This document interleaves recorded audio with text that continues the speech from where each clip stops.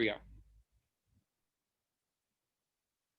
Welcome, everybody, to this week's episode of Getting Transparent. I'm excited to have James Rice, the CEO of Paradise Foods, with us, dialing in all the way from Papua New Guinea, also known as PNG. Before we get started with James, quick recap from last week. We were fortunate to have Kim Stuck, CEO from LA Cannabis Consulting, on with us. She shared some crazy insights as a former investigator in Denver County, and some stories, and gave one story on why she never walks in first into a room when she's doing an audit. So you have to listen into last week's podcast episode to understand that why. But this week, James Rice, great to have you. CEO of Paradise Food Company, international CPG executive, joins us from Papua New Guinea. James, welcome. Thank you. Thank you. So real quick, how in the world did you end up in Papua New Guinea? And give the listeners some description of what that island is like. Yeah, well, your listeners, just like me, when I got called for a job interview, I had to go Google this country because I didn't know where it was. And now we're in the South Pacific, just north of Australia, in between Indonesia and Tahiti. And it looks like Tahiti, so it's a tropical country. And sometimes it kind of looks like Gilligan's Island, some of the places we travel to.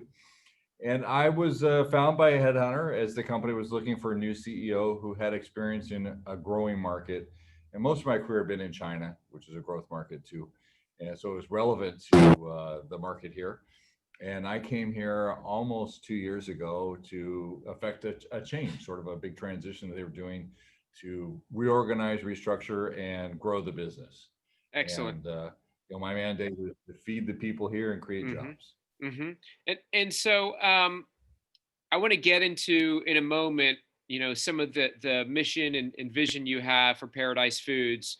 But before we get to that, try to set the landscape for listeners. Like, what's the economy look like there? What's the current employment situation in PNG?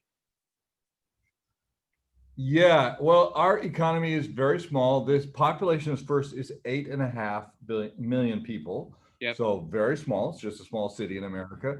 The GDP itself is $24 billion. So we as a country are smaller than a Fortune 500 company, a big Fortune 500 company. The economy is growing about 4% a year, and unemployment is about 80%, 80. So it's a tough place to live. On the other hand, food is plentiful. The oceans are full of fish, coconuts, bananas, cacao, and other things grow wildly on the sides of roads. I mean, food will fall on you. Right. So people don't starve to death, but it's you don't necessarily have a lot of money to spend. So are people basically having to create their own shelter using natural resources? And like you said, food's plentiful. So they got food, they got shelter, they got family. Is that how they're, how are they getting by with 80% unemployment? The traditional way of life still exists here that was the same a few hundred years ago. So they live in small villages. The homes are made out of grass and look exactly like what you and I saw on Gilligan's Island watching TV reruns as kids. Wow. They live in this kind of hut. They have small plot farms behind the house, and then they fish for fish that they eat, that they catch, near their village. And then the village community sort of help each other. The money kind of pools around as kind of socialism in a way of an old tribal way. And that's how they live. So these small village economies can go with no money, or you have a few people with education that work in the city and have a job. They send money back or they bring things back. And when you have a job, that's a real golden ticket, and you are obliged to support your family and your village. So my employees, on average, asking them, would appear to support 8 to 12 other people. Wow. Once they have the job here. So. And how does that economic situation impact what you guys are doing as a company? And, how does it impact the culture and the values that you guys are permeating at Paradise Foods? Well, it means that we're driven to have very low cost, good quality products. The consumers here are well educated. They speak English. This is part of the British system. So we Hmm. drive on the left-hand side and we speak English. The Queen is the head of state. So quality is important. They understand that, but price is really important too. So 70% of what we sell is sold at 1 kina, which is their dollar unit, and 1 kina is equivalent to 33 cents in the US. So you can imagine that price point we had, whether it's biscuits, ice cream, bottled water, these are the product lines we're in, is a 33-cent price point. Wow. Yeah, yeah, you don't see anything in the U.S. for 33 cents. It might be like one peanut butter cup, you know. Yeah, exactly, or a stick of gum or something That's like that. right. Yeah, so that's you're really managing to a very, very different level. Something else that's very different here, which is unique for me because I've worked in the US and in China, where you're driven by new products and new Hmm. innovations, new flavors. And here, absolutely do not. We have my most successful products have been the same thing for 45 years. You don't Right. change the packaging, you don't change the price, you don't change anything. Yep. And I kind of joke that Papua New Guineans don't like surprises, but Right. I know from consumer research, it's not that, like we sell mostly vanilla ice cream. We have a few other flavors, but Hmm. from research I discovered, if you only have 1 kina in your pocket and you're going to go buy an ice cream, you don't want to take a chance that cappuccino swirl could be something really weird that you don't like. You don't take a chance that you spent your last kina on something you don't like, so you buy vanilla. And this business is not driven by product innovation, which is really unusual in the consumer products business. That is really interesting. I mean, I hadn't thought. We caught up about a month ago about running a food company in Papua New Guinea. Those dynamics about who your audience is, like, yes, you want to maintain um, and take care of your current employees, but also who you're selling to. Their dynamic and Yeah, their purchasing power is radically different from here in the US. Now right. talk about how the company is owned, um, publicly owned, or owned in PNG, and what that means to that culture, and how that impacts your community as well. The company itself is very old. We were started in the 1930s, and the bakery part, the cracker business part that we are in, started in 1945 using used leftover U.S. Navy ovens to make our crackers. And we've evolved over these years to become the largest and oldest food company in the country. Mm. We're owned by the National Pension Fund. Uh, Unlike the U.S., the pension fund in this country, like many other countries, is sort of a semi-private, regulated thing. So 90% of our company is owned by the National Pension Fund of people who have salary jobs. And the other 10% of the company is owned by the pension fund of the military. So we are literally owned by the people of Papua New Guinea, Hmm. which is really good because I changed our advertising to sort of play on that. Of course, obviously, I'm a foreigner, but the company is not, Right. and I really play on that roots, and I say that we are PNG owned, PNG made, PNG jobs is Yep. the theme of our advertising. And I remind people, when you reach for a product made by our company, you're Hmm. supporting jobs. And behind those jobs are people and families just like you. And it really resonates to consumers because uh, we touch the lives of everybody, and people realize that we're part of that. It's a company people are proud of. It's part of the everyday life of you either eat our products, you see our products, or you are somehow a shareholder of the company. Sure. And you've done, put in an initiative to source as many ingredients as you can locally as well, too, correct? Yes, and I push a lot of other CEOs and government leaders to really start the same thing. I was shocked when I first arrived here and bought a can of salt for home, and it said made with sea salt from Australia, and I said, why would a tropical country, South Pacific, import sea salt from Sure. another country? And realize that we import all these things and we don't try very hard. So I have had a concerted effort in the last year and a half to localize everything, and I mean that means peanut butter that we used to make peanut butter cookies. It used to come from Australia, and now I buy from a little village near Hmm. here. Um, vanilla flavoring used to come from New Zealand. Now it comes from another village from here. I had coffee flavoring for my cappuccino ice cream, and we produce great coffee beans in this country, so we make our own coffee now here to do that. So I've gradually knocked off one thing at a time. I have two really big projects. One is the plastic bottle of the bottled water. This manufacturer is going to move from Malaysia Hmm. to my factory. I've given him a spot inside my factory, and I'm charging him 1 kina, that Yep. famous price point, Yep. to manufacture there. And actually, I know I can't take all his volume, so he can supply my competitors.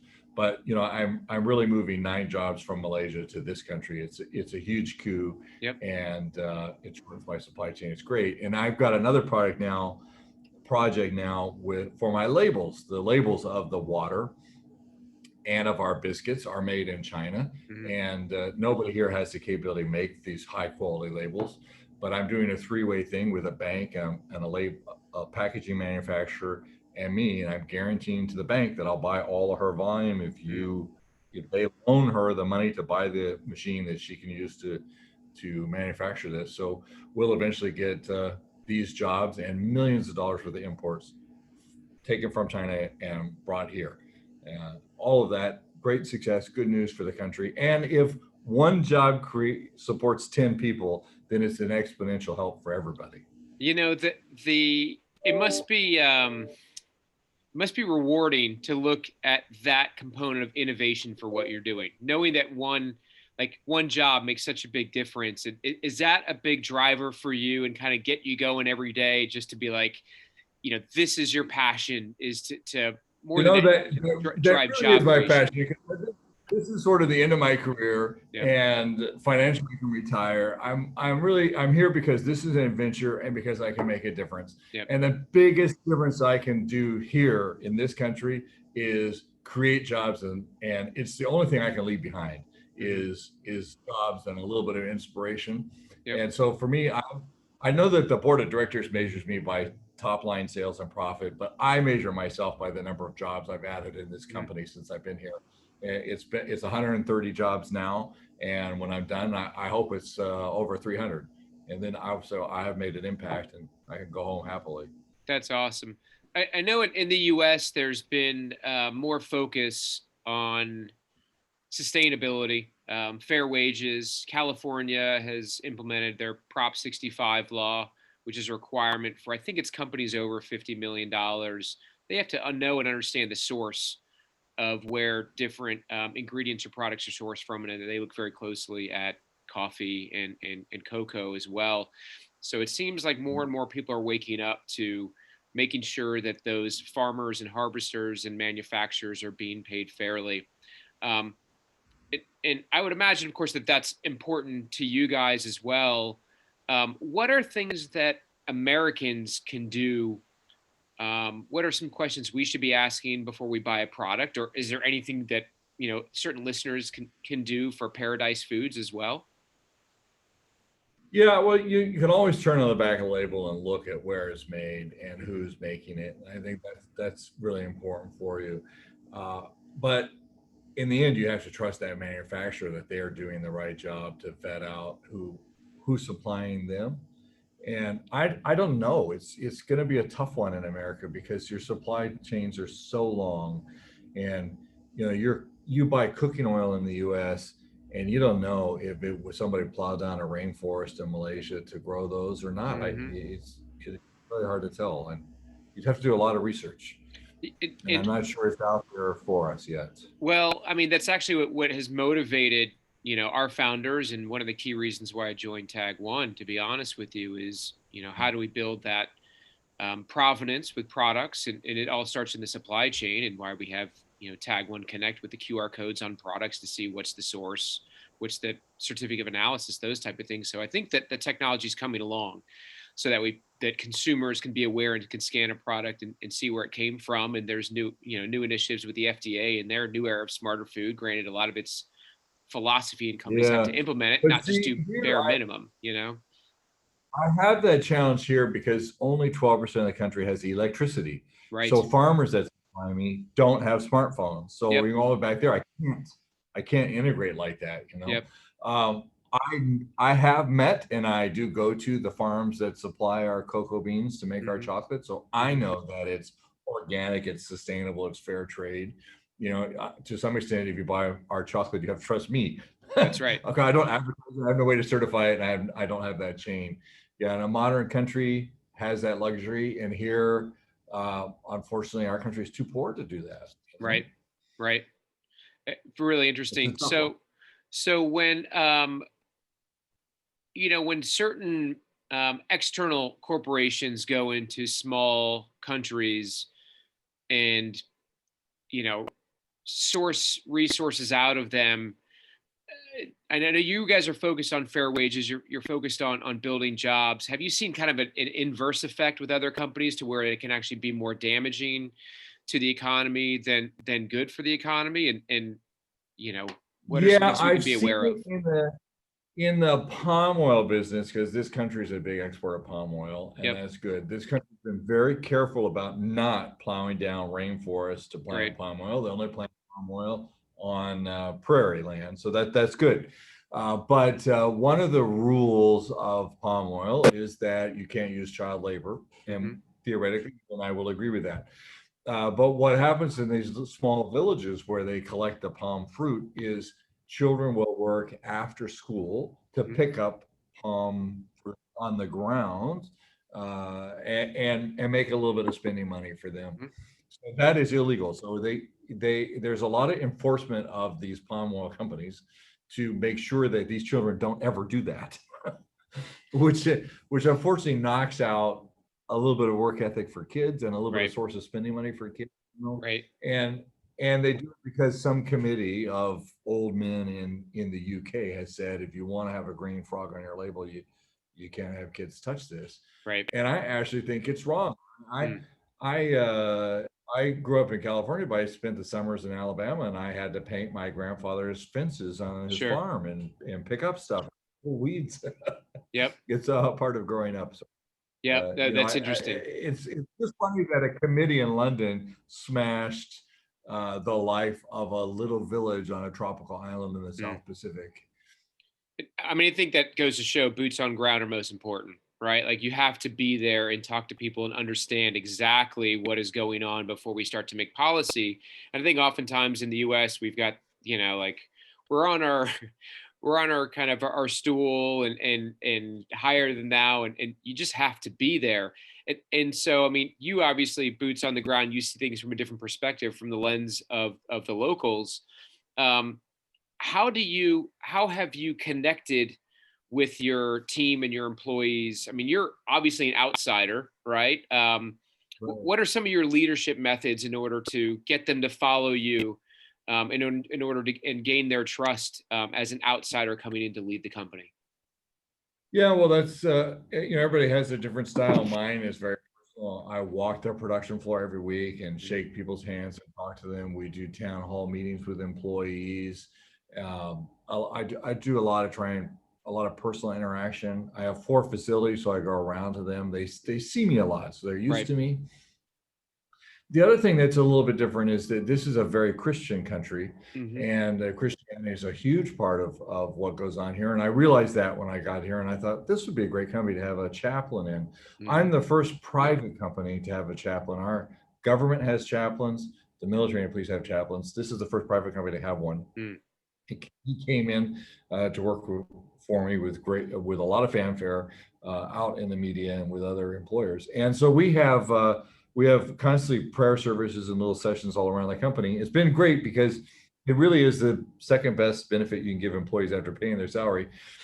All my employees come early because they don't want to miss the pre-work prayer before going to session. And the other expats around town are saying, "What? My employees don't come early."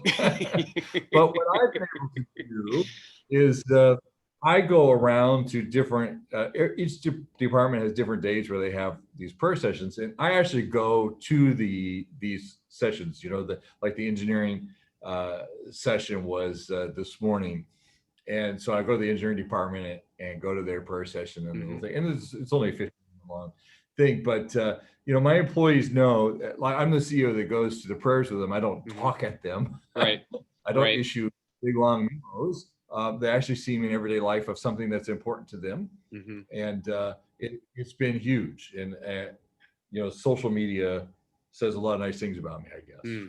That's great. No, I think that the management by walking around, but even just like you said, just listening to people and showing humility and being part of their culture can really break down the barriers, which is just so important. That did not happen here. Right. I'm considered quite a groundbreaking CEO here, and I don't think I am.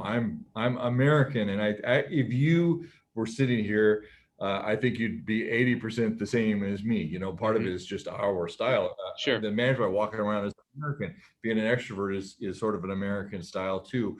But this was sort of used to that kind of old British colonial management style, I suppose. They used to that. In fact, I had one employee right when I was first here, probably my second month, said, he says, you're so nice. I can't believe I haven't talked to you in 3 years. And I said, well, that wasn't me. That was that was the other CEO. You'll see me more frequently. Yeah. So one of the prized ingredients in PNG is your cocoa and your chocolate. Talk a little bit about one of your products, the Queen Emma chocolate, and is that something you guys are hoping to export and start giving the rest of the world a chance to enjoy? Well, you're on a topic that gets me really excited, but we started to make, yes, the country exports 40,000 tons of cocoa beans, and we make the best in the world. And manufacturers of chocolate know this. They buy mediocre beans from Central America and from Africa. You buy really good beans from Papua New Guinea, and then you mix the two together, you make okay chocolate. Got it. So about 5 years ago, we started to buy these beans and make our own chocolate. It's very hard to come up that learning curve. It's not easy to make great chocolate. And about a year ago, we hit a good rhythm where we can make some very good chocolate, but our factory is full. It's very small. We only do 7 tons a month. That's not even a grain of sand in the chocolate world. But I imagine that this is something I can export. I'm not going to export these 33-cent biscuits out to anybody, right. But our chocolate is fabulous. And in fact, it has different flavors depending on the provinces. If I come from Bougainville Island or New Britain Island, the flavors are just like wine from different regions. It's something really, really unique. And I have this great story of coming from a tropical island. It's sustainable. It's family farmed. It's fair trade. It's organic. It's everything sexy. And it tastes great. So I have a plan to build a new factory next year and to start exporting that, to share that with you all. I'm in. And Queen Emma is a real person. Oh, who is she? What's her story? Yeah, well, I have to tell you that I've been eating all of our chocolate, sampling this stuff. And so now I have what I call the COVID 15. It's the extra 15 pounds I gained. That's great. So James, this has been good. We always close with what I call the transparent 10 questions. All right. So they're kind of a quick fire shot. I don't put them out ahead of a time. And most people are surprised because they haven't listened to any of my previous podcasts before. So here we go. You ready? Okay. All right. Warn me. Number 1, what's your most proud achievement? Hiring a chaplain here. I think that was a game changer for the community and for the company. Something you love to do? Ride motorcycles. All right. And I'm guessing that scuba diving is second? Yes. All right. Kind of my 2 hobbies. Something you hate to do? Oh, what do I hate to do? Wash dishes. All right. What's your guilty pleasure? Chocolate. And unfortunately, I'm in the chocolate business. That's right. Favorite band? Oingo Boingo. Nice. Does that date me? No, Danny Elfman. He's great. Favorite movie? My favorite movie is Hunt for Red October. Great. Favorite vacation? Cruises. Ooh, something you suck at in business. On an island. I'm not sure I'm going to go on a cruise. Exactly. You don't really need to. You're at the destination, right? Yeah, I think so. Where do you go on vacation after this? I know. Something you suck at in business. Firing people. It terrifies me. I want to burst into tears. Something you're great at in business. managing the media. Excellent. You know, And yeah. what is your big, hairy, audacious vision for Paradise Foods? I want to double the business in 3 years, and we'll do that by 2 new factories, one chocolate, one cracker, and by buying a company. Love it. So, James, I want to thank you for joining us today on Getting Transparent. I love your mission. I love how you're investing in the people there, making a difference on the island, and just keeping an eye on you to watching the great things that you guys are doing there. That's great. And we're going to see you here scuba diving next year. I sure hope so. That would be great. You have an intern available, right? Yeah, I can live in a grass hut. You know, I can do whatever you need me to do. I'll be there. You got it. All right. And you have a job tasting chocolate or ice cream? Oh, I'm down with that for sure. All right. Okay, Thanks for great. listening, everybody. Stay transparent.